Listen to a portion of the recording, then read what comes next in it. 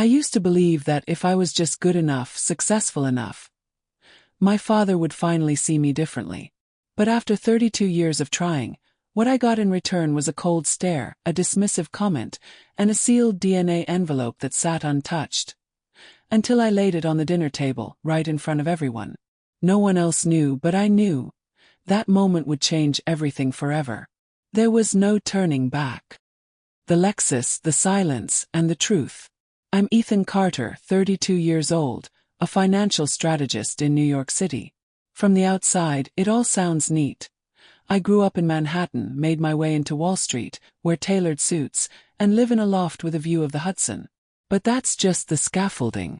The real architecture of who I am is built on silence, performance, and the exhausting hunger for approval from one man.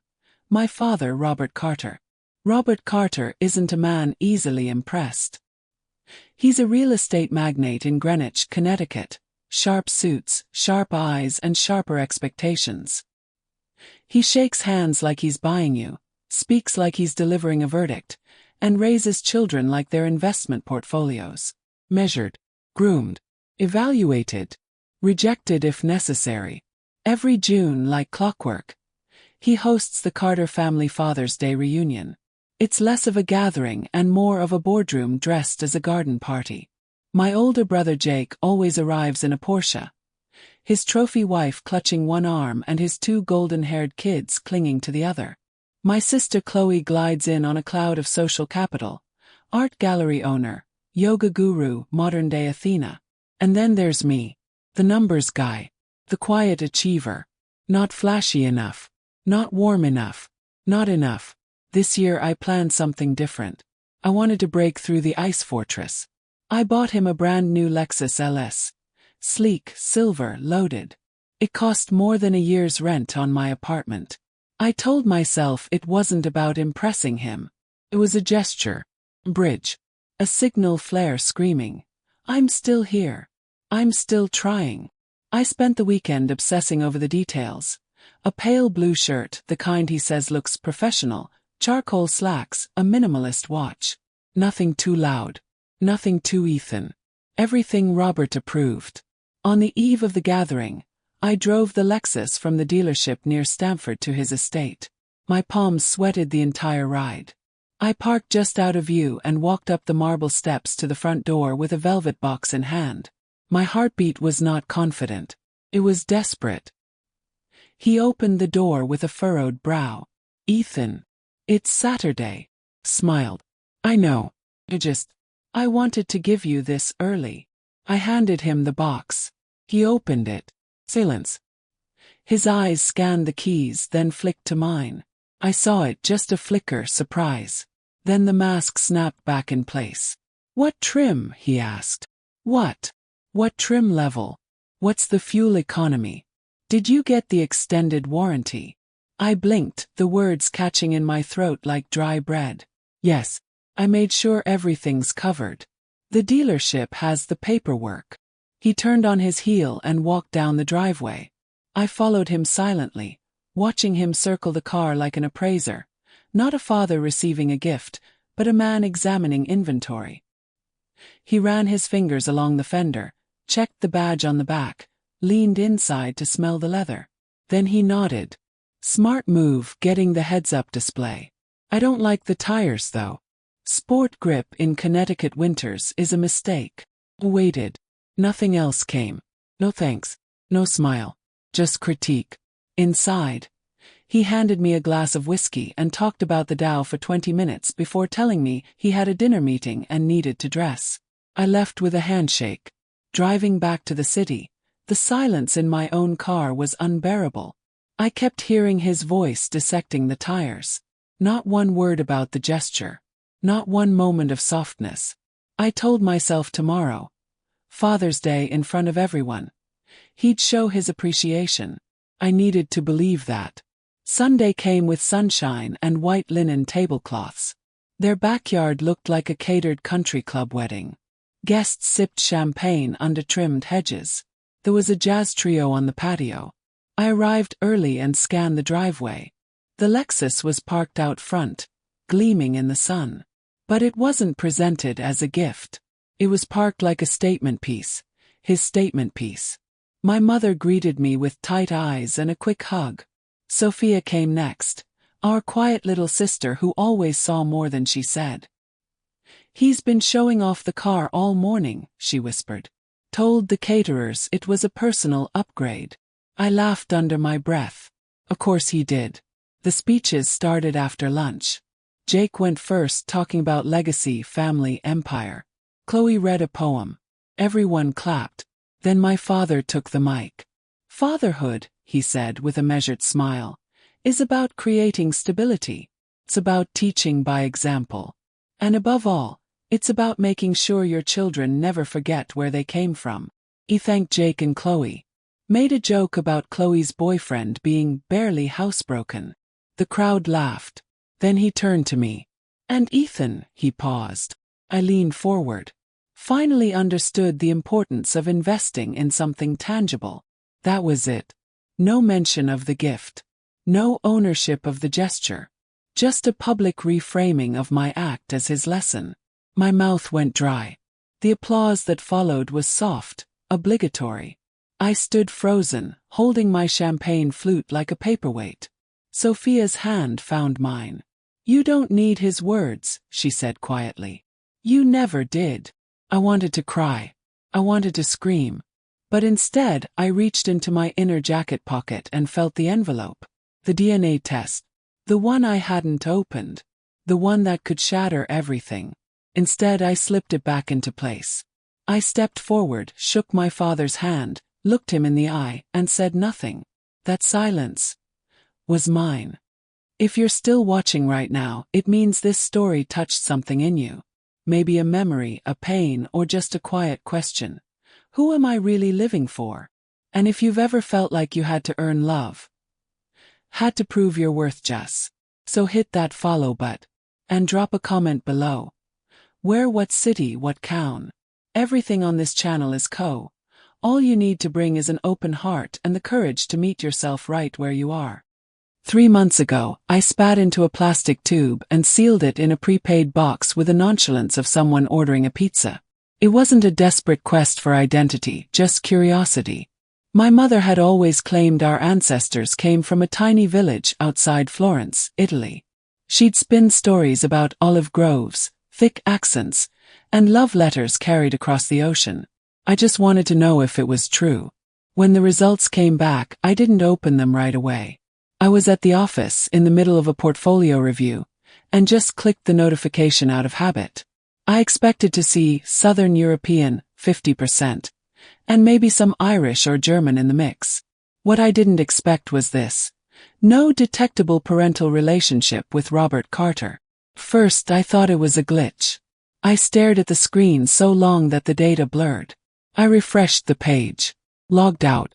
Logged in. Then I read the fine print. Your listed father does not match genetically as a biological parent. That sentence cracked something inside me.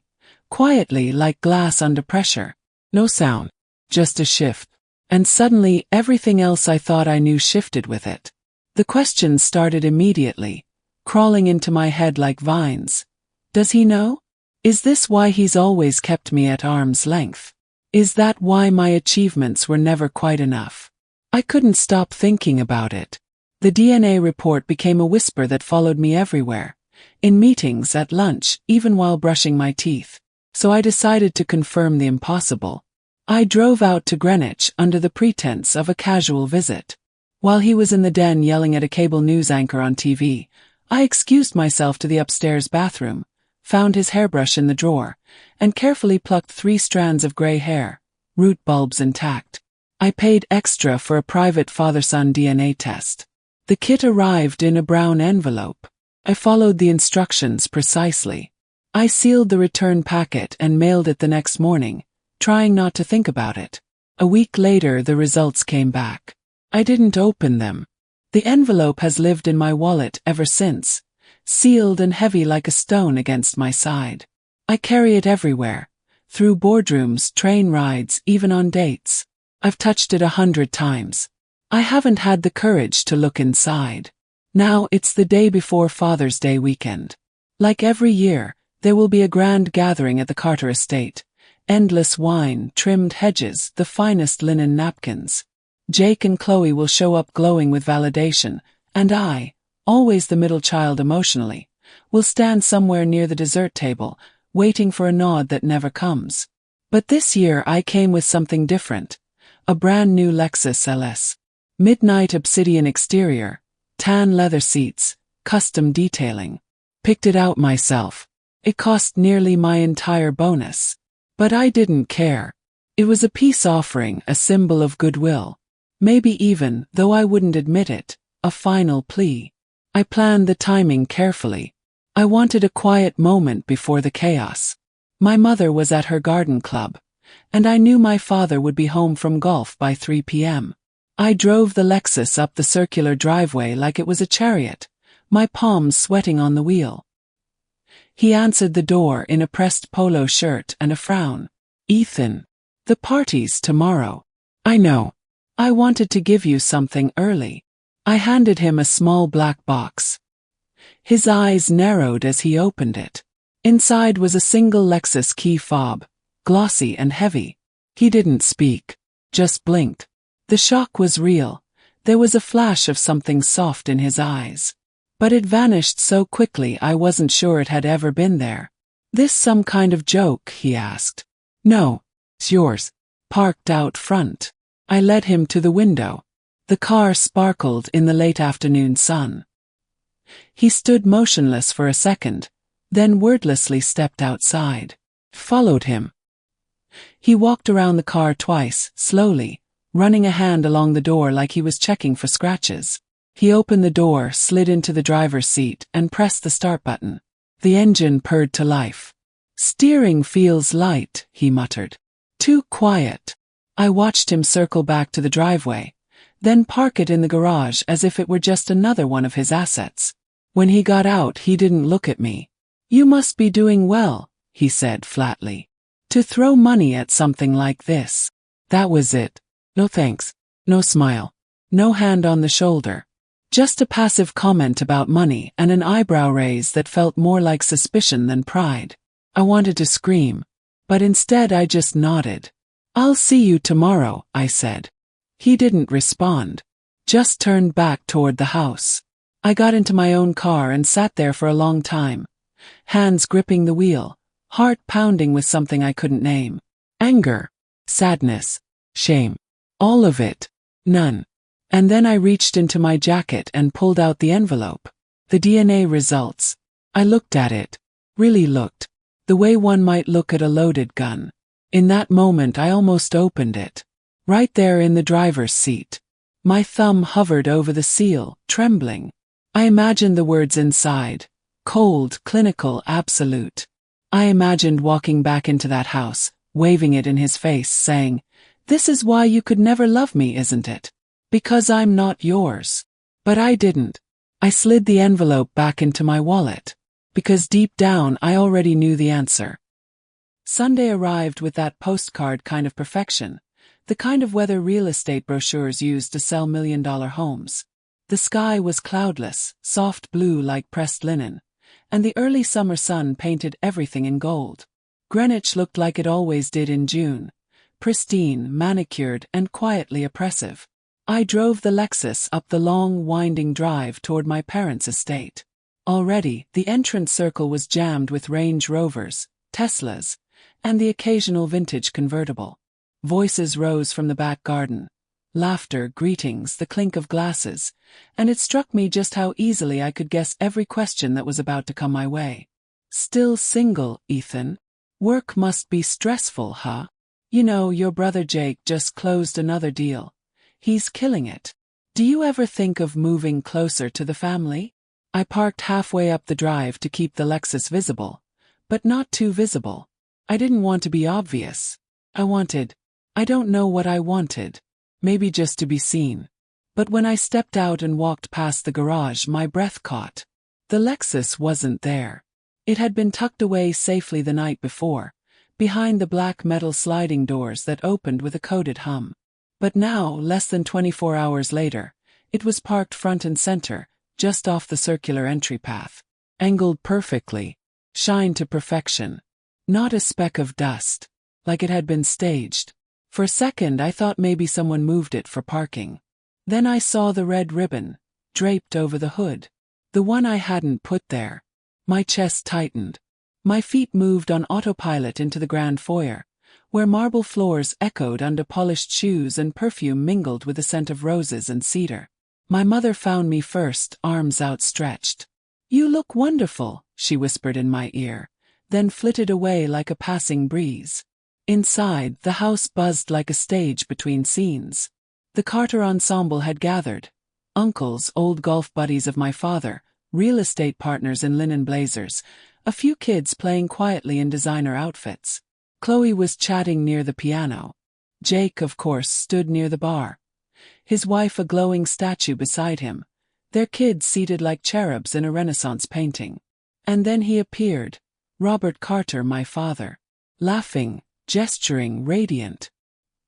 He stepped through the French doors with a group of men and women in tailored summer suits, as if delivering a TED Talk on generational wealth. His presence consumed the room. I stood there, just beyond the archway. Eyes met. He nodded. Not a smile. Not a word. Just a nod. Efficient. Dismissive. It was when I wandered toward the back windows that I saw it.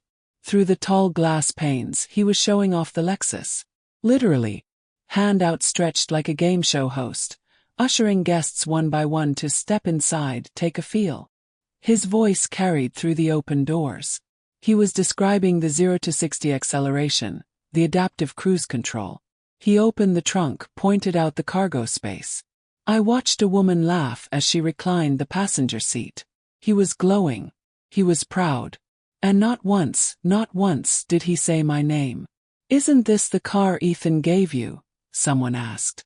He waved it off. "Just something I picked up this month." "Nice, huh?" I didn't realize I was gripping the stem of my wine glass until Sophia placed a fresh one in my hand. "He's been doing that all morning," she said quietly. 3 separate private tours. Mom told Aunt Regina you gave it to him. I think she was hoping someone would give you credit. I nodded, numb. Doesn't matter. But it did. I sipped the wine and tried to breathe through the ache in my ribs. The moment didn't crash in like a wave. It trickled in, slow and cruel. I had bought the car because I thought it might be the thing that changed everything. That made him stop and say, "You did good, Ethan." Or even just, "Thank you." But watching him parade around like the Lexus had been a savvy power move of his own made one thing devastatingly clear. I hadn't given him a gift. I had given him a prop. A new CR. And I, his son, wasn't even footnoted. I excused myself and walked to the far end of the garden. The laughter, the music, the clinking, it all faded behind me. I stood by the hedge wall and stared out at the sloping hill behind the house. The breeze carried the smell of fresh-cut grass and something sweet baking in the outdoor oven. I reached into my jacket and touched the envelope. It was still there. Still sealed. Still heavier than it should be. I thought about opening it right there behind the garden. I thought about walking up to him in the middle of his speech later, holding it up and saying, "You want to show people something real? Show them this." But I didn't. Not because I was afraid of what it said. But because I already knew. I was not Robert Carter's son. And maybe I never had been. I wasn't just talking about blood. I meant presence, honor, protection. I meant the late nights he skipped. The piano recitals he never came to. The way he shook Jake's hand with both hands but patted me on the shoulder like a neighbor's kid.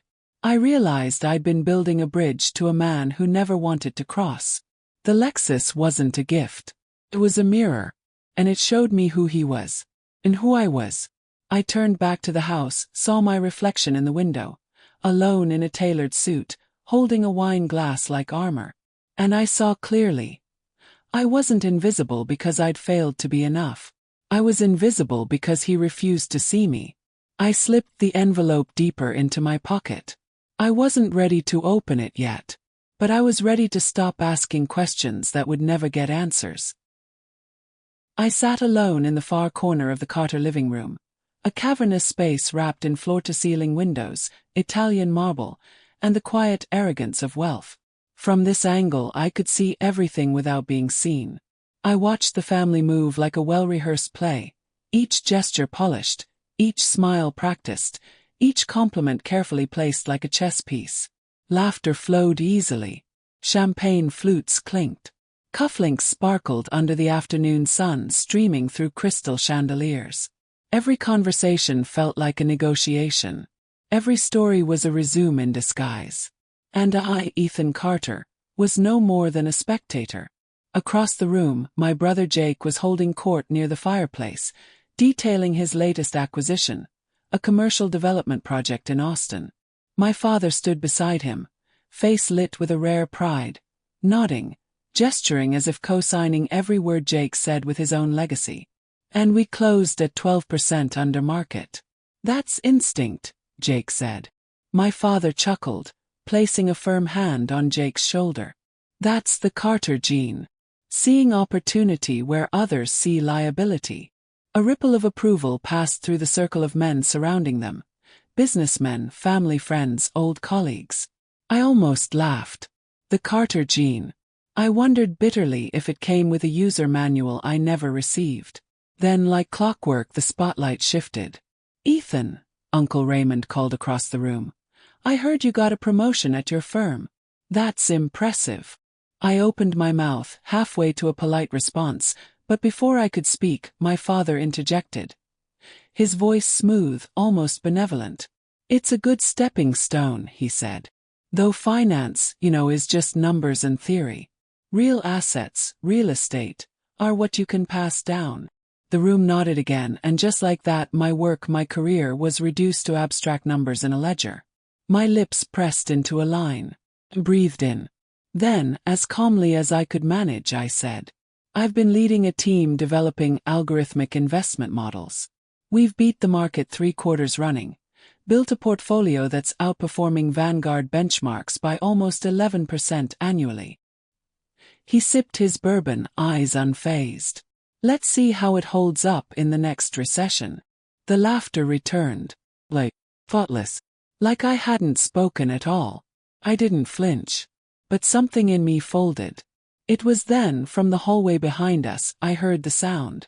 My father's laugh, loud, unguarded, confident. He finally gets it, I heard him say to Walter Peterson, his longtime business partner. Bought me that Lexus outside. He's starting to understand what matters, presentation, timing, presence. Froze. He didn't say my son. He didn't say, Ethan gave me a gift. He didn't even use my name. The car was no longer mine to give. It had been absorbed into the stagecraft of the Carter brand, another token to flash in front of the powerful. Suddenly, the luxury vehicle I had agonized over, the symbol of all my efforts to be seen, was no longer a gift. It was a prop. And I, somehow, was still just a stagehand. Turned slowly. Sophia had been standing behind me, her gaze steady. She must have heard it, too. He's been saying that all afternoon, she said, her voice soft but firm. She handed me a fresh glass of wine, then sat beside me.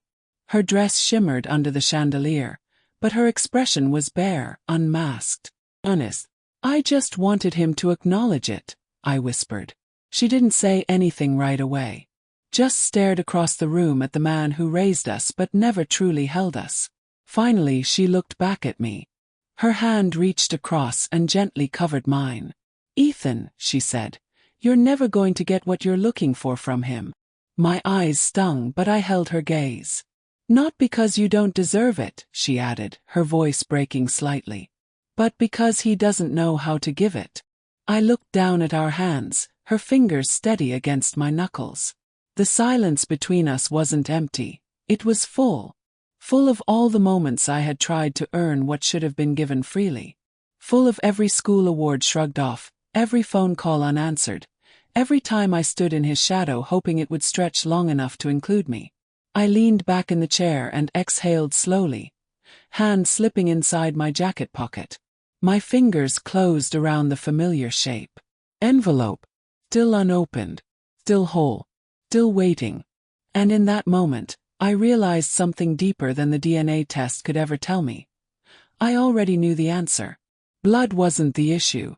Absence was. Distance was. The void that existed between us wasn't measured in chromosomes. It was measured in eye contact that never lingered, in sentences that never ended in praise. Sophia leaned her head against my shoulder. "You're more Carter than he'll ever be," she said. I shook my head. "Maybe I'm not Carter at all. Maybe that's the best thing about you."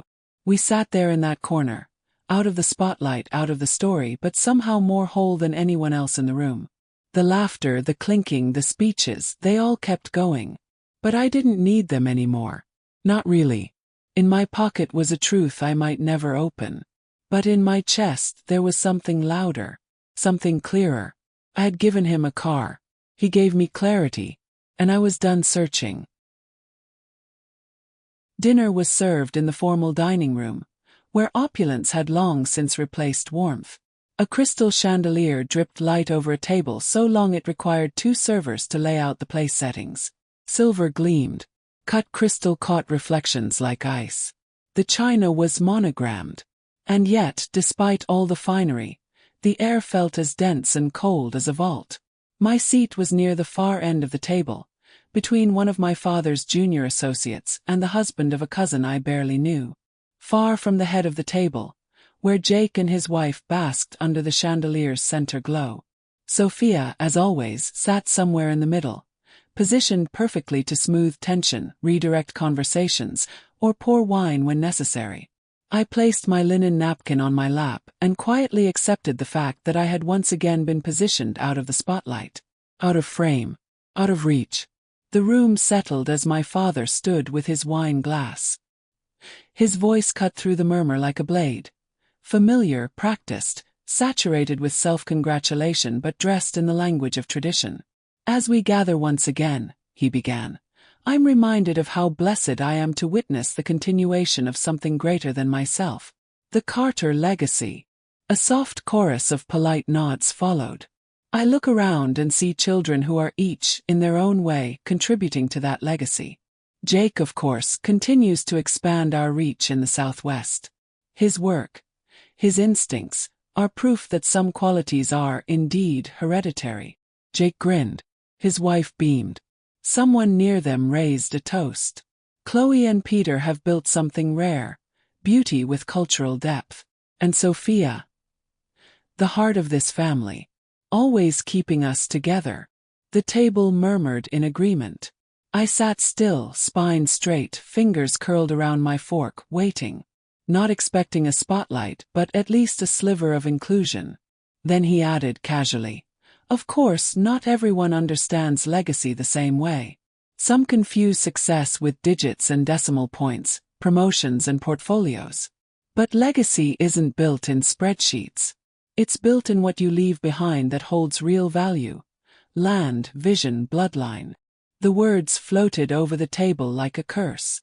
Polite conversation died mid-breath. The clink of a dropped fork echoed like gunfire. I felt the heat rise in my chest, but my face remained calm, an ocean under ice. Across the table, my mother's eyes found mine. They were glassy, apologetic, powerless. Sophia stared at her plate, jaw tight. Jake, he just kept eating. Of course he did. To him this was all natural order. I took a sip of wine. And then, so quietly that I almost didn't realize I was doing it, I stood. No chair scraped. No plate clattered. The movement was fluid, deliberate, final. I reached into my blazer and pulled out the envelope. Felt warm. Alive. I walked, calmly as if crossing a stage, and placed it in front of my father. He stared at it like it had materialized from smoke. I looked him in the eye. "Happy Father's Day," I said evenly, my voice smooth but stripped of warmth. "Inside is something that might finally answer the questions you've never had the courage to ask. Or answer." His hand didn't move. His expression didn't change. But the energy around the table shifted, hard. Collective inhale, sharp and immediate. Heads turned. Eyes widened. A few guests exchanged glances. One cousin's husband dropped his napkin. "What is this?" he asked, his voice a notch higher, trying to mask the tremor with indignation. I think you already know. The room was silent. No silver clinked. No glass tipped. Even the chandelier seemed to dim. My heart didn't race. It was strangely still, like everything I'd been carrying for 32 years had suddenly slid off my shoulders. There was no anger in my voice. Just resignation. The cold, clear calm of a man who no longer needed anything from anyone. He still hadn't touched the envelope. I turned on my heel. My footsteps echoed, sharp taps on marble. The hallway stretched ahead like a tunnel out of a world that never welcomed me. Behind me, a whisper rose like wind in leaves. Ethan, Sophia called quietly. I paused but didn't turn. Don't let him define the story, she said. This is yours now. I nodded once and kept walking. At the door, a butler made a motion to help me with my jacket. I waved him off. I didn't need ceremony. I didn't need anything. Not from this house. Not from that man. Not anymore. If you're still watching right now, it means this story touched something in you. Maybe a memory, a pain, or just a quiet question. Who am I really living for? And if you've ever felt like you had to earn love, had to prove your worth, just so hit that follow button and drop a comment below. Where, what city, what town. Everything on this channel is co. All you need to bring is an open heart and the courage to meet yourself right where you are. I left the dining room not with a shout, but with silence. Tight, coiled, the kind of stillness that hums with tension, begging to be broken. The weight of the chandelier, the stunned faces, the air thick with unasked questions. All of it faded behind me with each step toward the hallway. As I passed the mirrored panel that lined the corridor, I caught a sliver of the room I'd just left. My father hadn't moved. He sat there, his hand hovering near the envelope, rigid as a statue cast in bronze.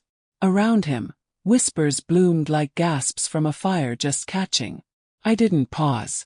I didn't care whether he opened the envelope. For me, placing it there wasn't about answers. It was about release. I had lived my whole life contorting myself into the shape of a son he could admire. A son he might eventually embrace. Not with his arms, but with that rare smile that said, "You matter." And tonight I had finally stopped asking. The entryway was bathed in soft amber from the antique sconces. Light reflected off the polished oak floors, spilling warmth across the front hall. But it wasn't warmth I felt, it was clarity. Something deeper. A kind of stillness that only comes after years of noise. I walked slowly, deliberately. Not as a man in retreat, but as someone shedding a suit that never quite fit. Each step felt lighter. Each breath deeper. My heart beat steady. The Lexus stood at the edge of the circular drive, parked in its place of honor, gleaming like a trophy no one had won. Its metallic skin mirrored the gold-lit windows of the house I was leaving behind. For a second I simply stood there, staring at it, this machine that had carried so many hopes. I slipped into the driver's seat, my fingers trembling as they gripped the wheel. The leather interior still held the faint scent of newness, but layered beneath it was something else. My father's cologne. Sharp, woodsy, commanding. The residue of his presence. As if even this space wasn't quite mine. But it would be. I turned the ignition.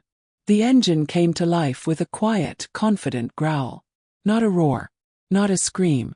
Just a low, clear declaration. Sounded like punctuation. A period at the end of a chapter one had tried, and failed to rewrite for years. I sat there for a moment, letting the hum of the motor settle my nerves. I looked out across the manicured lawn, the trimmed hedges, the house that had been my childhood museum of conditions. Love, if pride, if presence, if. My gaze drifted upward, back toward the dining room. One of the tall windows stood dark, except for the silhouette of a man, broad-shouldered, yet visibly smaller in that moment than I had ever seen him. His head was slightly bowed. His hand rested on the back of the empty chair I had left behind. He didn't move, didn't wave, didn't come running. Maybe he'd read the results. Maybe not. Maybe the envelope still lay unopened, a sealed rupture waiting to detonate. But it didn't matter. What mattered was that I no longer needed him to read it. I no longer needed confirmation of blood or absence, or the cruel geometry of DNA to explain why I'd always felt like a stranger at his table. Because in walking away, I had claimed something more powerful than belonging. I had claimed myself. I reversed slowly down the drive, headlights catching on polished stone. For the first time in years, I didn't feel the impulse to look back. But just before the driveway curved, I glanced at the rearview mirror. The house still stood tall, immaculate, imposing. But it looked smaller now. Less mythic. Just another building filled with people trying to play roles they didn't write. And I, no longer a prop, had stepped off that stage for good. I turned onto the empty road. The tires whispered against the asphalt. Trees lined the street like quiet witnesses. The night air moved through the open crack in my window, cool against my skin. I breathed it in long and deep. Tasted like freedom. I didn't head back to the city right away. I drove without direction, letting the car carry me through winding backroads, past lakes that shimmered in the moonlight, through towns where no one knew the Carter name or cared who sat where at a dinner table. After a while, I pulled over beside a quiet park bench along the edge of a hill. Below me the world stretched wide and still. Lights from distant houses blinked in and out like fireflies. I stepped out of the car, leaned against the hood, and looked up at the stars. And that's when I felt it. Not peace, not joy, not even grief. But something older. Reckoning. For years, I had chased a version of love that was rationed out like currency. I had bent myself into shapes, swallowed my voice, overcompensated with gifts and silence, waiting for a moment of recognition that never came. And yet, here in the quiet, with no applause, no audience, I finally saw myself clearly. Not the Carter name. Not the failed son. Just Ethan. Whole. Unclaimed. Unashamed. I pulled the envelope from my jacket one last time. The paper was slightly worn now, softened from weeks of being carried, held, hesitated over. I didn't open it. I didn't need to. Instead, I held it over the car's front grille, and let the wind take it. It fluttered upward, hovered briefly, then caught the current and vanished into the night. A truth I once thought I needed, now drifting away. I stood there for a long time, watching, breathing, smiling. Then I got in the Lexus. And I drove. I drove through the midnight streets of Greenwich without a map, without music, without even a plan. All I knew was that I needed to leave. The kind of leaving that wasn't about running but about breathing. Finally, fully, after holding my breath for too damn long. The night stretched out around me in blurred headlights and empty lanes. My body moved, my hands gripped the wheel, but my mind drifted like fog, suspended somewhere between what had just happened and what it might mean. I didn't even realize I was heading toward Boston until I saw the skyline breaking through the haze before dawn. The lights looked soft, less performative than Greenwich's theatrical glow. Felt uncurated. I pulled into the parking lot of a small hotel tucked between a florist and a deli. No valets, no brass rails, no glass walls. Just a quiet front desk clerk who slid me a key without looking twice. The room was plain. Tan carpet, dark wood, a humming air conditioner that sounded like a lullaby. I sat on the edge of the bed for a long time, staring at the shadows the curtains cast across the floor. My phone buzzed beside me. I had left it face down all evening, buried under guilt and exhaustion. Now the screen was lit up with missed calls. Sophia. My mum. Few cousins. And one name that froze me mid-breath, Dad. I didn't listen to the voicemails. Not yet. I wasn't ready to hear questions I couldn't answer. Or worse, anger disguised as authority. I turned off the ringer, plugged the phone into the wall, and crawled into bed. The sheets smelled like bleach and lavender. The mattress held my weight without judgment. I closed my eyes and let the air conditioner's steady hum drown out the voices in my head. For the first time in weeks, I slept like stone. The next morning, sunlight crawled across the ceiling in quiet streaks. My phone vibrated again. Soft, persistent. I answered without checking the screen. Ethan. It was Sophia. Her voice sounded like it had been wrung dry. I stepped out onto the tiny balcony in boxers and a t-shirt, letting the cool breeze slap some alertness into me. Hey, I said. She exhaled hard. Everything exploded. I figured. Dad's losing it, she said, lowering her voice like she was hiding from someone. He screamed at everyone after you left. Said you humiliated him. Then he locked himself in his study. Mom's not speaking. Jake's talking about getting lawyers involved. That made me laugh, bitter and low. For what? Emotional damages. Sophia didn't laugh. She hesitated. Then asked, with a rawness only siblings understand. Is it true? Closed my eyes. Felt the morning air settle on my skin. Yes, I said. It's true. There was a silence. But not the heavy kind. The kind that absorbs weight. You knew for a while. 3 months. I only confirmed it a few weeks ago. And you didn't tell me. I wasn't ready, I admitted. I wasn't ready to be real about it. She sniffled. Well, now the whole family knows. I nodded, then realized she couldn't see that. I know. She was quiet again. Then said gently, I'm proud of you. Something in me cracked. Thank you. 2 days later I got a text from my mother. Not from her public line, the one labeled Mrs. Carter on social invitations, but her personal number, the one she hadn't used in years. He never knew how to love right. That isn't your fault. We need to talk. You deserve the truth from me. I met her at a small cafe in Cambridge. No makeup. No jewelry. Just jeans and a navy cardigan. Her hands trembled as she stirred her tea. She didn't greet me with a smile. Just looked at me like someone bracing for an earthquake. I'm sorry, she said before I even sat down. For everything. I nodded, unsure what to say. I hadn't seen her like this since I was a child, before she became the polished diplomat of our family dynasty. He was my first love, she whispered. Thomas Keller. We met in college. He studied literature. He'd quote Neruda in the stairwell. I got pregnant, but my parents found out. They made him disappear. I watched her eyes gloss over, not with tears but with memory. I was shipped to the Hamptons for the summer. And when I came back, I was married to Robert. She reached into her purse and handed me a small envelope. Inside was an old photograph. A young man, messy hair, a crooked smile, eyes too much like mine. Your father, she said. Your real father. My throat tightened, but I didn't cry. Felt relief. Pure bone-deep relief. I wanted to tell you so many times, she said. But every time I looked at you, I saw Thomas. And Robert. He always knew something. Or suspected. But he never asked. And I never admitted. I stared at the photo again. I didn't feel betrayal. Felt clarity. I saw myself reflected back. Not through bloodlines or expectations, but in a smile I'd never seen but somehow always carried. He wasn't a Carter, I said softly. No, she said, voice trembling. And neither are you. And that's not a bad thing. The words landed with a stillness that filled every corner of my chest.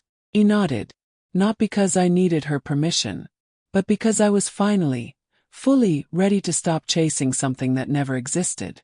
That night, back at the hotel, I sat at the desk with the photo in front of me.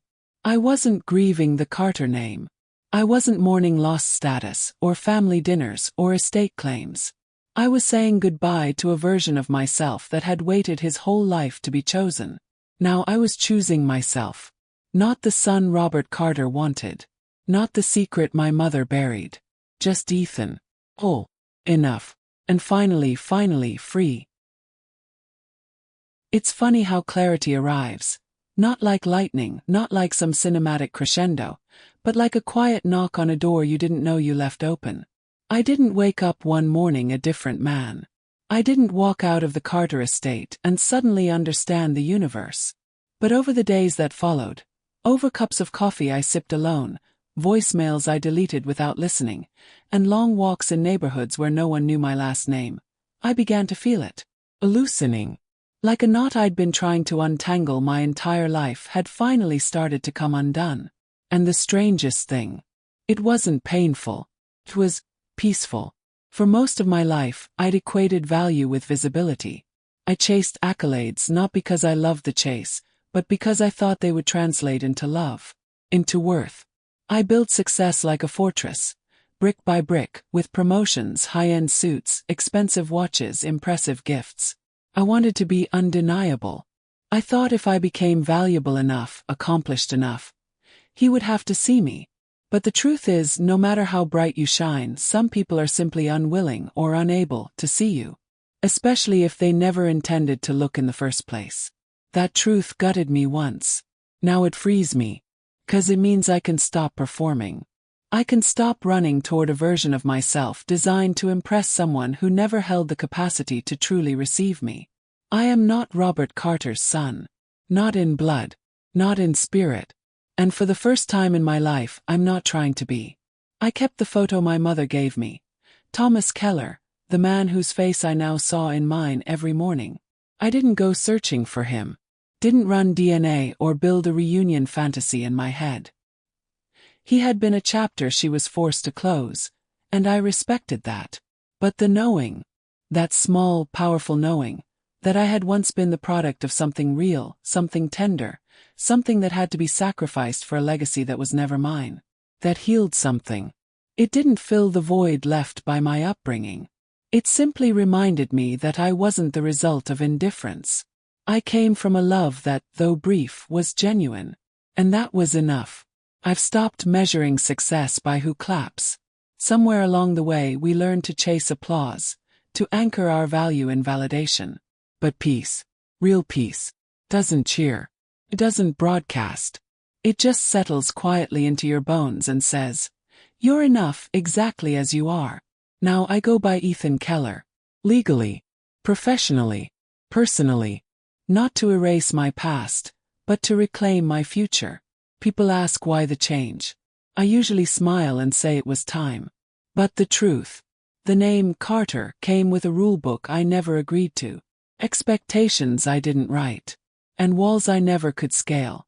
The name Keller asks nothing of me, simply fits, like skin that finally breathes. I work fewer hours now.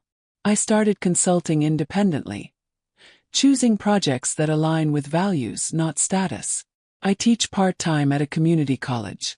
Financial literacy for first-gen students. The kind of thing that would make Robert roll his eyes.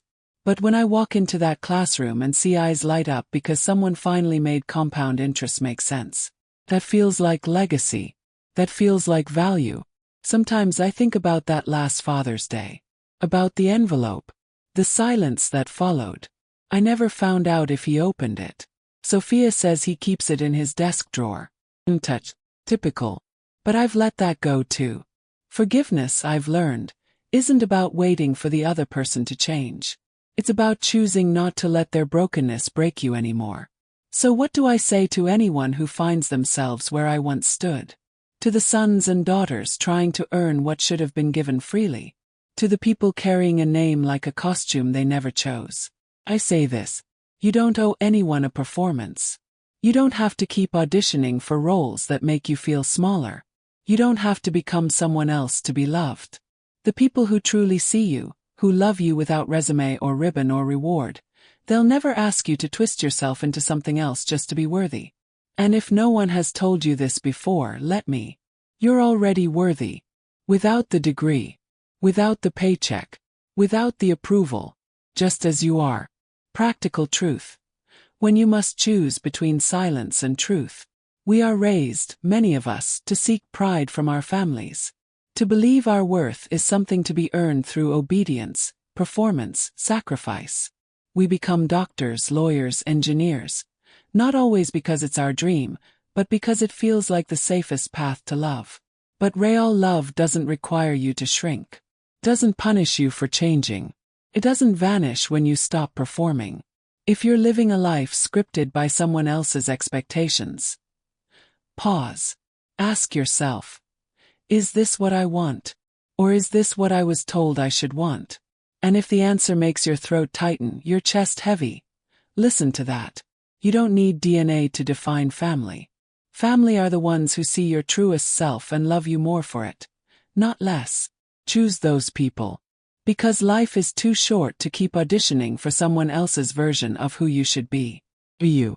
Unapologetically, honestly, beautifully you. If you're still watching right now, it means this story touched something in you. Maybe a memory, a pain, or just a quiet question. Who am I really living for? And if you've ever felt like you had to earn love, had to prove your worth just, so hit that follow button. And drop a comment below. Where, what city, what town. Everything on this channel is co. All you need to bring is an open heart and the courage to meet yourself right where you are. A few weeks after the family fallout, I sat at my apartment desk in Manhattan, staring at the blinking cursor on my laptop. My hands trembled slightly as I typed an email to a man I'd never met, Thomas Keller. I'd found his contact through MIT's public alumni directory. I doubted he'd even read it. But I wrote anyway. Hello, Mr. Keller. My name is Ethan Carter, though I'm now using Keller by choice. I discovered recently that you are my biological father.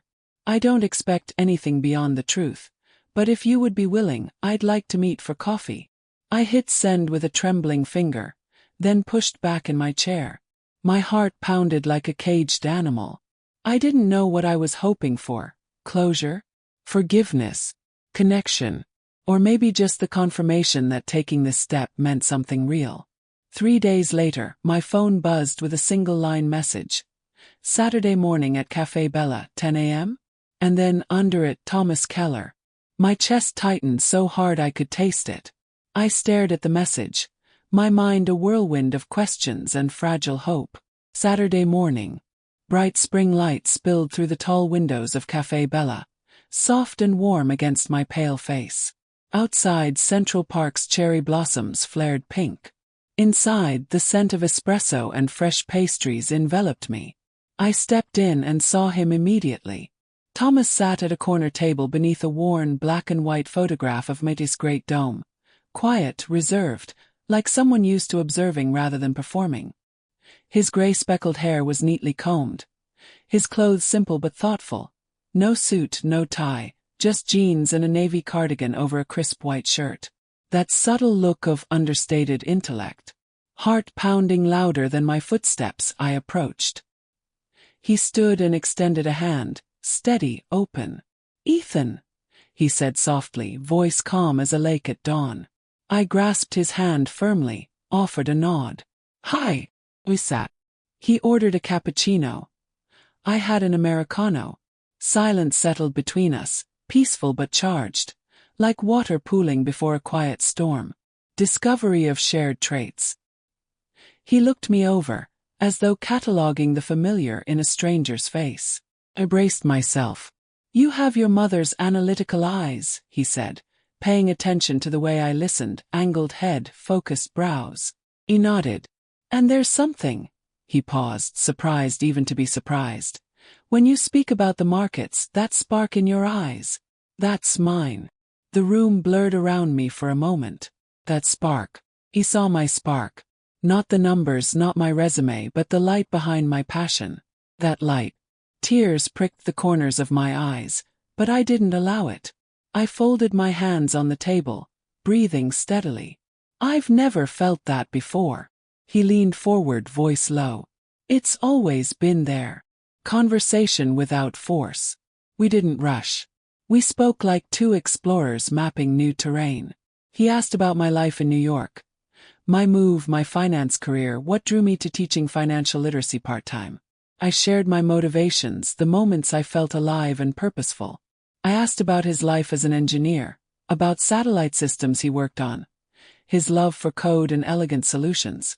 He spoke of midnight breakthroughs in lab, the thrill of watching a system come alive. We laughed over similar habits, how we both tap our pens when thinking. We paused over matching wrinkles near our eyes. We nodded quietly when a coincidence made us both swallow, like knowing we studied at the same summer camp as kids, 50 years ago. There was no rushed closeness, just gentle understanding. One man opening a new chapter with the other. The most meaningful pause.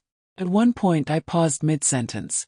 I noticed his hand reaching slowly for mine. Not the way Robert Carter ever touched me, but deliberate, thoughtful, warm. I swallowed.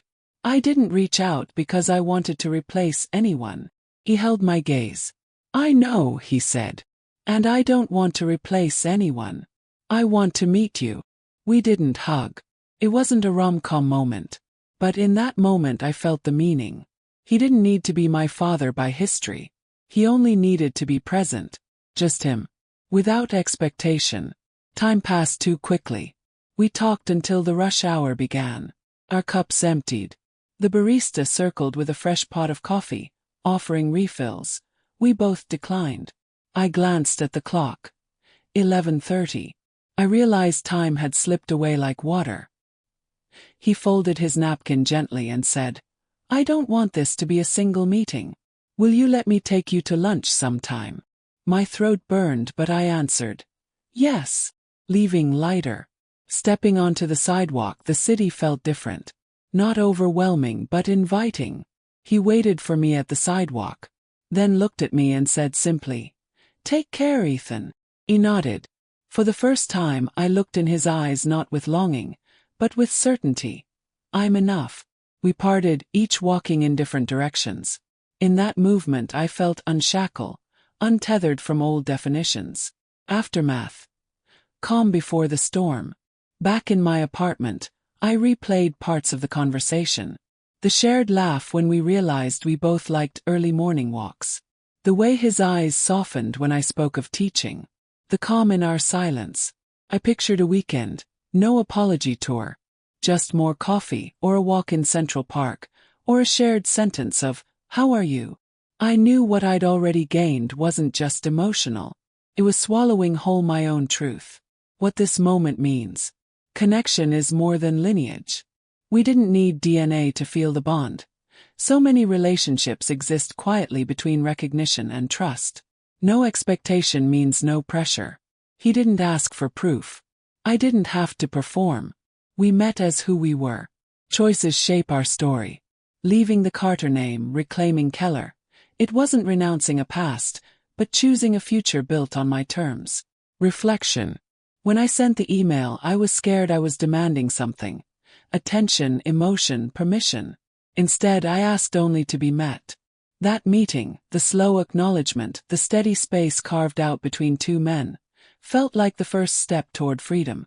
Not from my past, but toward something new. Closing words. You don't have to earn your place at the table. Be it family, friendships, or personal truth. Sometimes the hardest things we do are the simplest. Showing up. Showing up for ourselves. Showing up for truth. Showing up for the first moment of real belonging. And here, at the corner table of a coffee shop at 10 a.m. on a Saturday, I found it. 6 days had passed since my coffee meeting with Thomas. The morning sun streamed in through the blinds, cutting golden stripes across my apartment floor. My phone rang. It was the law office of Robert Carter. They weren't calling to reconnect. The voicemail said, curt and cold. Mr. Keller, this is legal counsel for Robert Carter. We demand immediate return of the Lexus and will pursue defamation charges. You have 14 days to comply, or we proceed with litigation. 14 days. That was his final gift. An ultimatum boiled down to assets and legal threats. I closed my eyes and steadied my breath. Not fear, but something new, resolve. Not about the car. I sat at my desk, fingers tracing the envelope from Thomas. The simple one-liner. Thank you for giving me the chance to know you. I set that letter beside the legal notice. Across those two pieces of paper lay everything I'd chosen between. Hollow control or genuine connection. He wanted the car back. Good luck to him.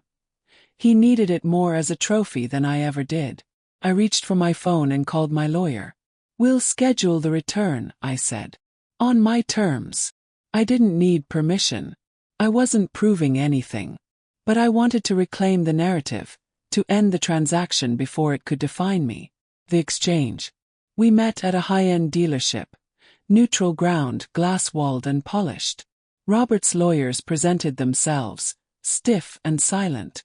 I handed over the keys, feeling no shame. The Lexus gleamed under the showroom lights. Clean, perfect, but empty of meaning. In its reflection, I saw someone I used to be.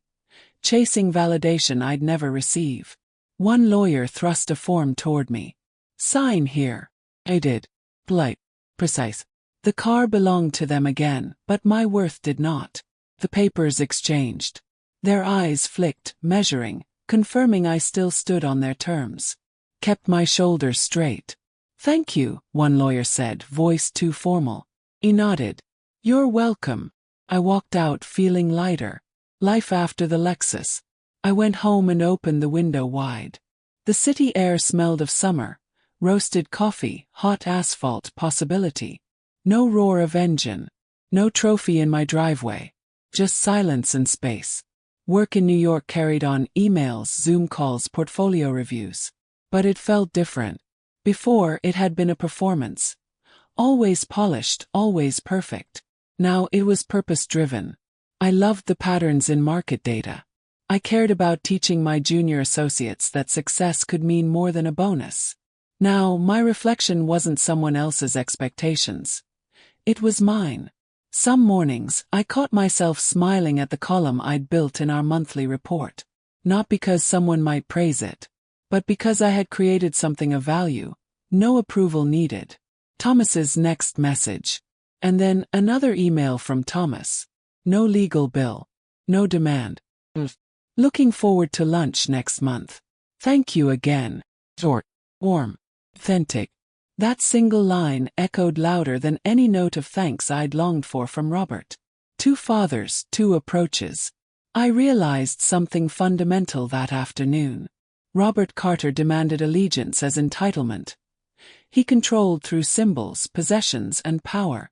Thomas Keller, even after decades, offered connection as gift. Gentle, earned, respectful. One used me to showcase his image. The other simply welcomed me, even without obligation. Holding space on my balcony. That evening I stood on my Manhattan balcony. The city hummed below, lights flickering like distant fireflies. I held a cup of tea, not champagne. I was calm. Robert's legal move. Predictable, and ultimately irrelevant. He couldn't own my worth. He tried to reclaim a car that symbolized my efforts, my anxiety, my attempts to belong. But I had reclaimed something greater. My autonomy. I no longer needed to dance for validation. I wasn't his creation or his project. I was Ethan Keller, built by my own choices. Quiet promise. I closed the balcony door and stood by the window. To the left was the desk with Thomas's email open. To the right, a blank page for tomorrow's work. I whispered into the midnight hush. I choose this. Connection without cost. Purpose without audience. Truth as my foundation. And as that final thought landed, everything inside me shifted. Exhaled. No catharsis.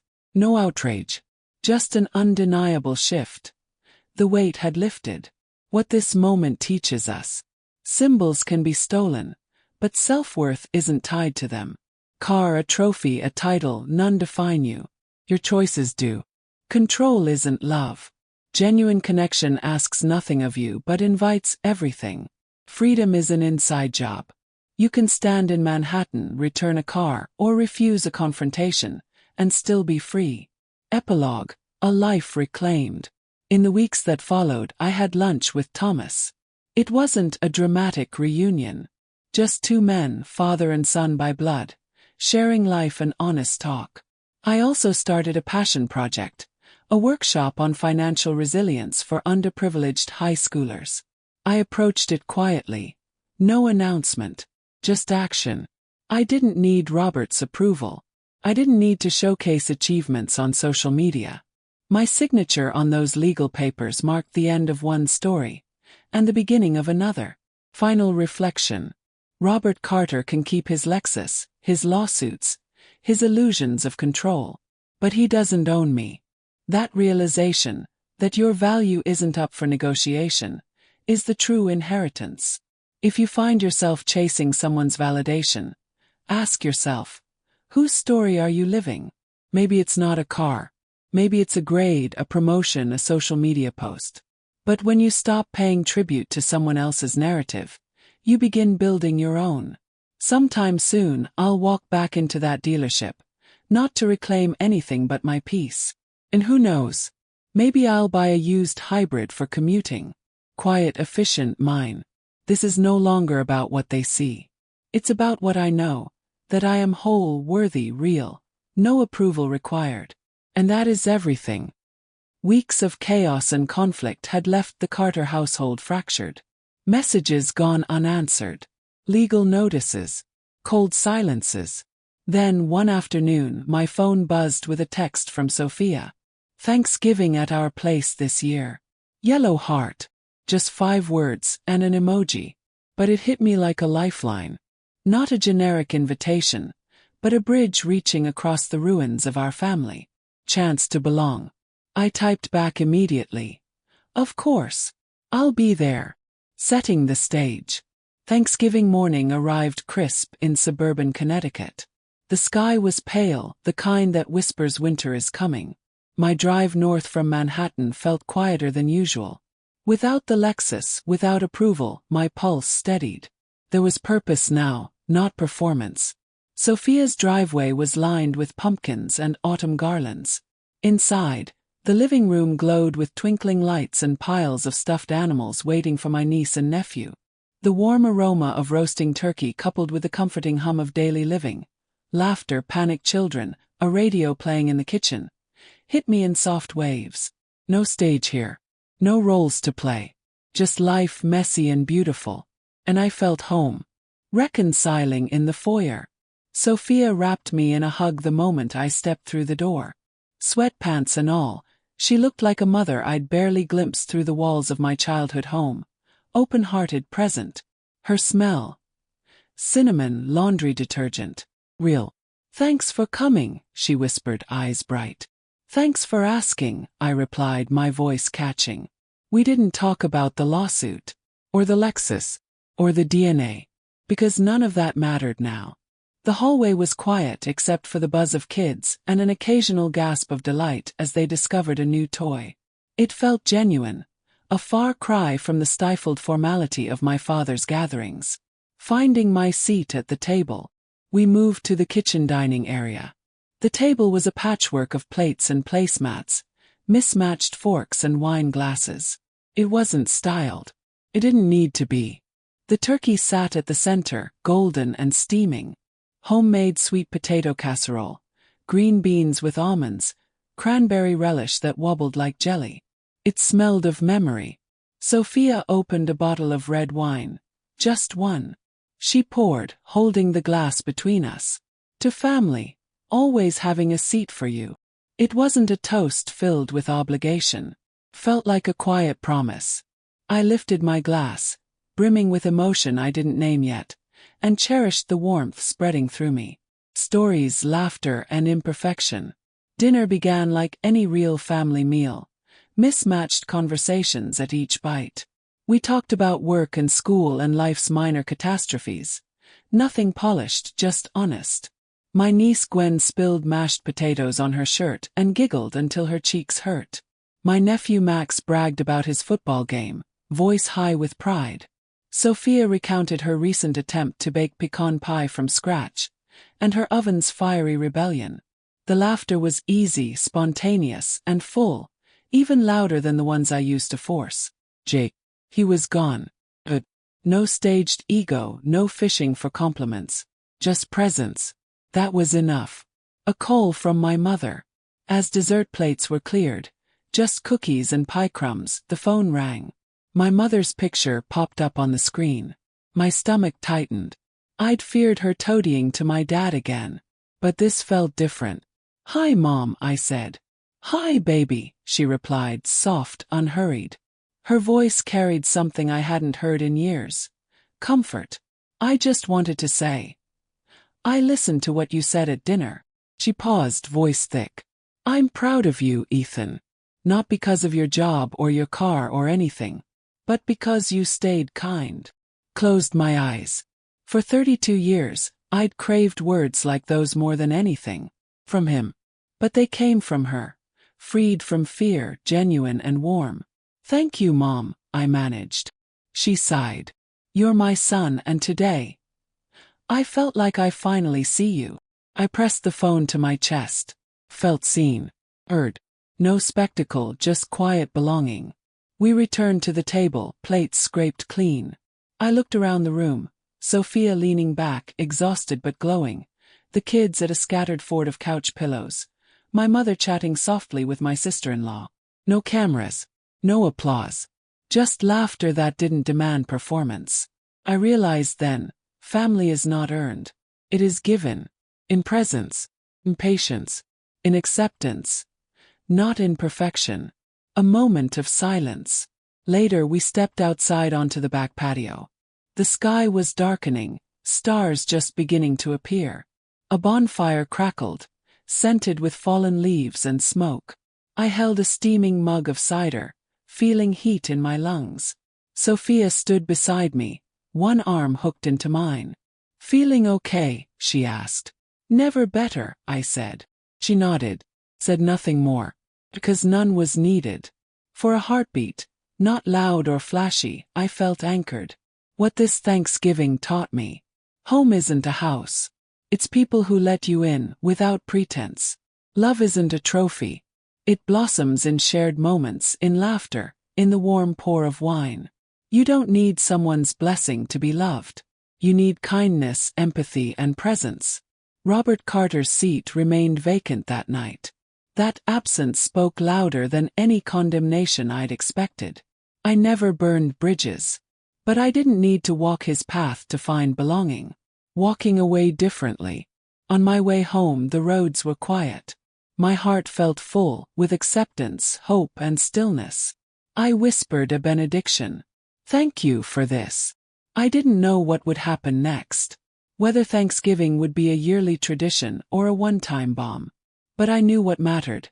I belonged again to people who chose me not for what I could make them look like, but for who I was. The quiet climax. A full circle. That holiday tableau, a messy table, scattered stories and genuine hugs, felt like a forbidden dream come true. After years of polishing myself for applause, I discovered that acceptance was not a performance. It was permission to be human. So if you're reading this, maybe you're waiting for approval over a milestone, a gift, a grandeur moment. Pause. Maybe your seat is already waiting. Thanks aren't trophies.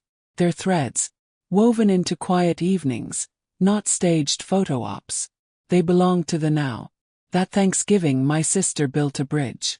And I walked across it, not toward some imperfect father, but toward possibility, toward the people who make me whole. After weeks of tension and upheaval, my phone buzzed one crisp November afternoon. The text came from Sophia. Thanksgiving at our place this year. Yellow heart. Pause. One sentence. One heart emoji. But in it, I heard something I hadn't in years. An invitation not just to dinner, but to belonging. There was no hesitation in my reply. Absolutely. Morning departure. I woke early that Thursday. The air still chilled as dawn broke over Manhattan. Without the Lexus, the legal threats and public spectacles now behind me, I felt strangely light. Instead of suits and shine, I dressed simply. Dark jeans, a soft sweater, shoes I didn't mind getting scuffed. My reflection stared back, but somehow softer. More free. The drive north through Connecticut was quiet. No agenda. No performance. Just fall trees lining the highway, their leaves aflame in gold and red. For once, I wasn't chasing approval. I was chasing home. Arrival at Sophia's. Pulling into Sophia's driveway, a swirl of autumn scents hit me. Wood smoke, damp earth, turkey roasting somewhere inside. Her front porch was decorated with pumpkins, fallen leaves, and lanterns flickering with candles. Warmth. Comfort. No pomp. Stepping inside, the house felt alive, not staged. Kids ran past, shrieking with delight. followed by Sophia's husband trying to corral them. I dropped my coat on a hook and took a moment. No tension. No eyes judging me. Just the sound of life. That first embrace. Sophia found me in the kitchen, next to a long wooden table filled with dishes. She stepped into me, arms warm and welcoming. "Ethan, so good to see you," she whispered. I took a breath, the weight of my chest lifting. "Thank you for inviting me." My voice caught. She squeezed my arm. "We've missed you." No elaboration. No denials. Just truth. The kitchen's chaos. The kitchen was a delicious riot. Bowls clanged, spoons scraped. My niece Gwen tipped puny turkeys and mashed potatoes onto herself. My nephew Max tumbled across the island, giggling. Sophia was in mid-banter, recounting how she nearly burned the pumpkin pie but improvised with cinnamon and whipped cream. I laughed. Unforced, wholehearted. It was the first real laughter I'd experienced in months. I poured myself a glass of cider, the warmth in my hand echoing the sudden warmth in my chest. I realized I belonged, not because I'd earned it, but because it was given freely. The dinner table. We moved through the living room into the dining area. The mismatched table glowed in soft lamplight. Plates and placemats clashed beautifully. No place cards. No seating chart. The turkey, golden and steaming, sat center. Sophia poured wine for the adults. She caught my gaze and slid a glass over. "To family. To you." Her eyes glistened. I lifted my glass, feeling something fragile and hopeful bloom inside. Stories and kindness. We talk. Real conversation. No formalities. Just living. Gwen telling us about her school play, faltering lines and all. Max bragging about a touchdown run he made that morning. Sophia reflecting on her engine failing that morning and how a stranger helped her start it again. I shared a story about modeling market predictions. One that flopped spectacularly. They laughed. And they didn't care. Felt pure. As I passed mashed potatoes to my nephew, the chaotic conversation surged and ebbed. My chest felt calm. Present. A mother's call. Dessert plates empty, laughter lingering, my phone buzzed. Mum. Hands trembled slightly as I answered. I feared politeness, ploys, explanations. Instead I heard vulnerability. "Ethan, honey. I heard what you did yesterday." Her voice quivered. "I'm so proud of you, not for the car, not for the job, but for staying true." Tears stung my eyes. 32 years of yearning for words like that. From my father, flooded in. But this was real. I swallowed. "Thank you, Mom." Her reply was quiet but firm. "You're my son. Today I finally see you." I pressed the phone to my chest. A breath I hadn't allowed myself to take filled my lungs. Belonged. Quiet acceptance. We returned to the table, this time just for coffee and quiet talk. Outside dusk settled. Kids built blanket forts. My mom chatted with Sophia's in-laws. No scripts, no eyes watching, just comfort. We stepped out onto the back porch. A bonfire crackled. I held a steaming mug filled with smoldering spice and warmth. Sophia stood by me, hand brushing mine. "Feeling okay?" she asked. "More than okay," I said softly. No more words needed. The fire's glow settled around us. I stood in the heat's halo, heart steady. What Thanksgiving taught me. Family is presence, not perfection. Love isn't performance, it's kindness, acceptance, laughter. You don't need permission to belong. Just open doors and an open heart. Robert Carter's absence spoke volumes. A void that once gaped with yearning now felt empty and liberating. I never closed that door. I just realized I can live without waiting for him to open it. Leaving with grace. As I pulled away later that night, the driveway disappeared behind me, swallowed by autumn shadows. My heart brimmed with belonging, with truth. I whispered into the dark. "Thank you for this." I didn't know what next year would hold. If Thanksgiving would be a tradition or a one-time grace. But I knew this. I finally belonged. Not because I proved anything, but because they welcomed me as I was. Closing the arc. That Thanksgiving changed me. It wasn't about grandeur or spectacle. It was about presence, connection, quiet permission to exist without performance. So if you're aching for approval, pause. Maybe the seats are already filled. Maybe someone's waiting simply for you, to show up, to share a moment, to laugh without perfection. That night, Sophia offered a bridge. I walked across it, not back to the Reds of Greenwich pride, but forward toward warmth, toward someone who saw me. That's the power of chosen family. Shared mess, shared joy, shared grace. It matters more than any label. A month after Thanksgiving, I opened my inbox on a brisk December morning to find an email from Thomas Keller. The subject line read, "A strange proposal." Curiosity shot through me as I clicked it open. "Ethan," it began in Thomas's calm, deliberate style, "I've been working on a community financial mentorship program here in Boston. It's a small group of engineers and professionals working with teens from lower-income neighborhoods. We teach the basics: budgeting, investing, understanding credit. It's nothing flashy, just honest, hands-on guidance. I wondered if you might like to join.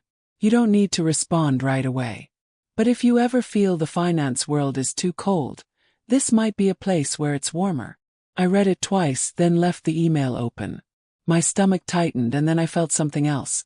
Something soft and new inside me. Hope, maybe. Hope that the financial skills I'd built could be used to help rather than impress. The decision. That afternoon, I wandered across my Manhattan apartment. I passed by my framed offer letter from the firm, my polished desk with glowing monitors, and paused at the window overlooking the city streets. Everything looked the same. Everything felt different. 3 years ago, a paycheck and status meant everything. But now, I saw them for what they were: tools, not end goals. Tools that could close gaps, help people, build bridges. The traffic lights blinked below like signals to go forward. I replied in measured sentences. "Thomas, thank you. I'd love to learn more." First steps. A week later, I found myself in South Boston. I parked on a cracked side street and walked toward a modest community center painted in bright mustard walls. Inside, I was greeted by Thomas and a few engineers. Shy, earnest faces, ready to guide teens into financial literacy. They introduced themselves with easy warmth. No airs, no class judgment. They saw me as a participant, not a name. And I felt relief. The first workshop. I stood before a circle of teens, ages 16 to 18, around a whiteboard with basic charts. Income, expenses equals savings. Their eyes were guarded initially. I kept my tone conversational. This isn't about investments to get rich quick. It's about trying less and still moving forward. I told them how, a few years ago, I lost big in a market swing. I explained how counting every dollar taught me discipline, not pride. Their expressions shifted. Some nodded, some frowned like they didn't trust it yet, and that was okay. Trust builds. Building connection. At one point, I passed out notepads and asked them to write down their top 3 money fears. One student, Maya, wrote, "What if I get stuck with debt?" Another, Carlos, "What if I can't afford to go to college?" When Maya raised her hand, voice small, I walked over. "Debt is a monster if you don't train it," I told her. I showed her a simple debt schedule. Minimum payment, interest, months to pay off. But then I did something unexpected. If you add even $10 extra each month, you're not just paying interest, you're buying freedom. I could see her posture relax. Oh, a quiet revelation. After the session, Thomas pulled me aside into the hallway. Fluorescent lights hummed overhead. "You did well," he said. "Not flashy. Real.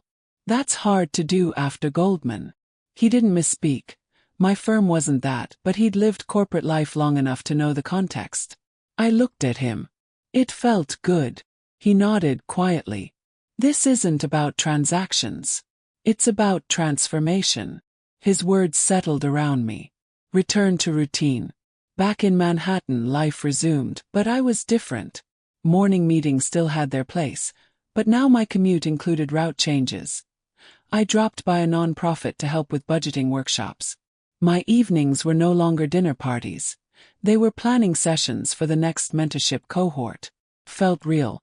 A small celebration. One evening, a teen came back to the center smiling. "I just paid off my credit card." She held the little receipt like a trophy. The group cheered. I felt tears burn in my eyes. That single piece of paper represented weeks of change. It represented her vulnerable trust. It was worth more than any paycheck I'd ever earned. Thomas's quiet pride. At the next session, Thomas and I walked through a snowy courtyard. Skipping dead branches, we talked with gentle voices. He paused, looked at me. "I'm proud of you, Ethan. You left the cold game. You found a purpose." I swallowed. I think I needed permission. "You gave it to me without asking." He smiled and motioned toward the center's lit windows. "Welcome home." Deeper reflections. That night, I stood on my balcony again, but now with breath visible in the cold air. I watched the city lights. My reflection gazed back from the glass, less polished but more authentic. A figure shaped not by expectations, but by choices. I realized, warmth comes from connection, not display. True legacy isn't money passed down, but lives changed. Belonging isn't ownership, it's compassion. A personal ritual. Instead of prices or ticker symbols, I updated my own ledger. Hours given, lives touched, bridges built. Each time a student got accepted to college, each time someone paid down debt, it all became part of my new story. Money still mattered, but not for its own sake. It mattered because it moved. The moments that matter. Months later, after a frigid winter storm, I slipped into the center with hot coffee and muffins. I found Carlos and Maya laughing over a budgeting game gone sideways. I joined them, felt their warmth, and the room glowed with authentic energy. I realized this. I had found what I had always sought, value. Not from fathers. Not from names or luxury cars. But from moments like these. Making finance a vehicle for human dignity. Where I stand now. I'm still Ethan Carter, Wall Street strategist, but now I'm more. I'm a mentor, a bridge builder, an amplifier of hope. My job isn't just numbers, it's people, lives, communities. Thomas's invitation was strange only because I didn't know I needed it. But it was exactly the moment I needed. Warmth, kindness, purpose. Closing thought. If you're in finance or any role that feels transactional, ask yourself, can I use what I know to offer someone else warmth? To hand them a tool, a chance, a lifeline. And if you're stuck chasing someone else's definition of value, remember. Real impact comes not when they acknowledge you, but when you acknowledge others. Because true wealth isn't measured in zeros on your account. It's in the lives you warm when the world feels cold. Spring came early that year in Boston. Sun-kissed sidewalks glinted with fresh light, buds unfurling on maples and oaks, birdsong filling crisp morning air. Outside, the city was blooming. Inside, I felt it too. Something new and fragile pushing through winter's hard crust in my own heart. For the first time in years, I didn't avoid my reflection on mornings when I brushed my teeth. I didn't cringe at incoming family texts with their half-concerned, "You okay?" Instead, I found myself responding, "Yes, I really am." And I meant it, writing it all out. One afternoon, tucked into a window seat at a cozy cafe in the South End, I opened my laptop and began to type. Not about markets or numbers. I started writing about my own life, the way love in my family had always come with a price tag of achievement. I wrote about the DNA test shock that shattered everything, and the slow, each small step rebuilding of me. At first, I wrote with a trembling hand, fearing I was too exposed, too raw. Pushed publish. I didn't expect much. But then it happened. People I didn't know sent messages.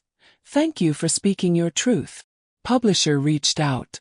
Someone said they saw themselves in my words, and that I'd given them permission to feel brave. A single spark, igniting connections I'd never known I needed. Money and meaning. Buoyed by this response, I launched something I'd only dreamt of before. A small workshop, Money and Meaning.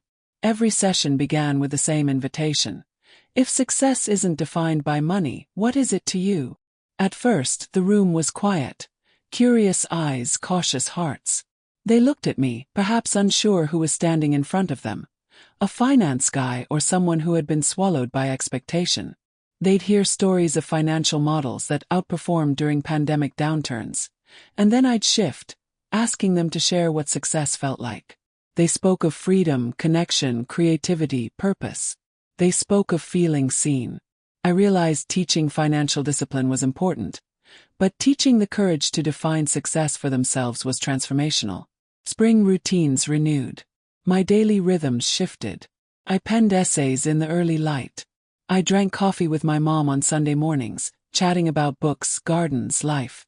Not about which of us had outdone Carter expectations. Sophia and I texted each other photos of new sneakers, weird recipes, emerging book ideas. Our bond was quiet, solid, patient. Thomas Keller, my biological father, sent emails almost weekly. Sometimes a photo of a New England sunset. Other times advice. This is what I wish someone had told me when I was your age. A calm voice from another branch of my life, gently rooting me. A morning that changed everything.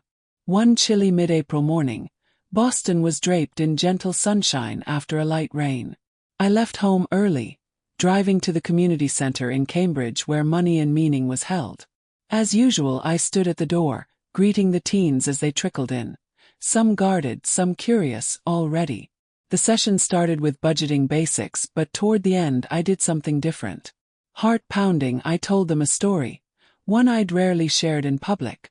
I spoke of the Lexus, the silence at my father's garage, and the sealed DNA envelope in my wallet. I described how handing over that envelope at the family dinner was the only moment when I truly felt free. Pause. The room was still. Then a young man raised his hand. How did you know when to open that envelope? My throat went dry. I looked at him, and all of them. Children of mixed roots, of borrowed expectations, of half-stories. I didn't know, I said honestly. I just knew that keeping it locked meant living someone else's idea of me. Opening it didn't give me answers. It gave me permission to be my own answer. The room shook with quiet understanding. No applause, no fanfare, just shared exhale. A shift so subtle it felt like a collective first breath. Stillness after the story. Near the end, we sat in a circle, sharing what ourselves meant in a world so loud. A girl said, "You gave me the courage to admit I'm doing law school for me, not my parents." Another said she could say no to impulse buys because she was buying her future, not just a status badge. I looked around at their eager, earnest faces and felt the echo of the man I would have become, one who lived to please someone else. And I knew, here I mattered. Not as a Carter son, not as a man chasing approval, but as a story and a person who learned that power lies in truth. After class, the room emptied, leaving chairs and scattered paper and a hum in the air. As I stacked them by the door, a student slipped me a thank you note. "Because of your story, I told my mom I wanted something different. We're talking again." I closed it softly, folded it into my notebook. I felt a deep, centered satisfaction. Not ego, not relief. Just that peaceful warmth of belonging to myself. Growth. It's never linear. Spring stretched on and I found myself questioning. Would I have been different if I'd known the DNA truth sooner? Sometimes. But the ache of not knowing and the thrill of discovery shaped me in ways I'd never trade. I continued my morning routines. Journaling, writing essays, teaching, building courses. But the tone had changed. I no longer worried about living up to some external blueprint. I asked myself instead, is this true to me? A quiet tapestry of connection. By summer, I had a small community built. Teens, parents, young professionals. People who saw personal finance not as a scoreboard, but as a tool for crafting their own stories. We called ourselves the Money and Meaning Collective, and even met for monthly forums in a shared co-working space. My mom visited once, joining late and slipping into a chair quietly in the back. I saw her smile when somebody talked about investing in micro-businesses to support their immigrant families. Sophia showed up with her kids, bouncing and laughing, introducing me as my big brother, who helps people find themselves. Thomas kept sending stories. Here's a riddle I shared with a student today. Or, you'd be proud to know I quoted you at a meeting about courage. It wasn't about approval. It was connection, human, real, reciprocal. The long view. I'd had high-stakes boardroom presentations. Clients who moved money like pieces on a chessboard.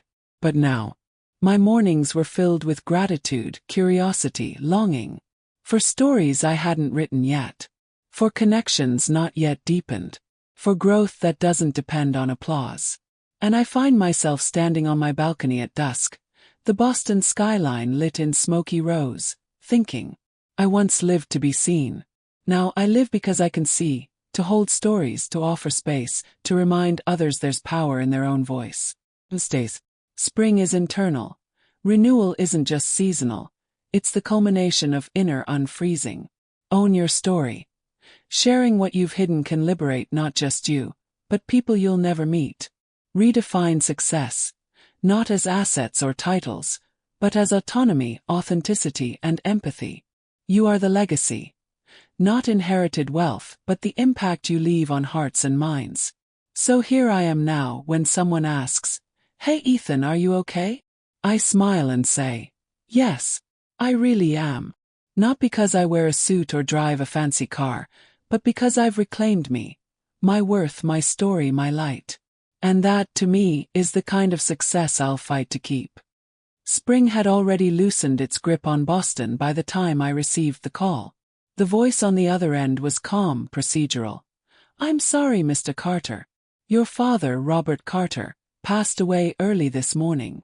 The word passed sat heavy in the room, as if I could feel the silence that followed. Closed my laptop. Outside my apartment windows, the afternoon sun seemed unnecessarily bright, like it knew something I didn't. I took a long breath. I would return to Greenwich, not to seek a resolution, but to honor the closing of a chapter. The funeral. On the morning of the service, I stepped out onto the manicured lawn in front of my father's grand estate.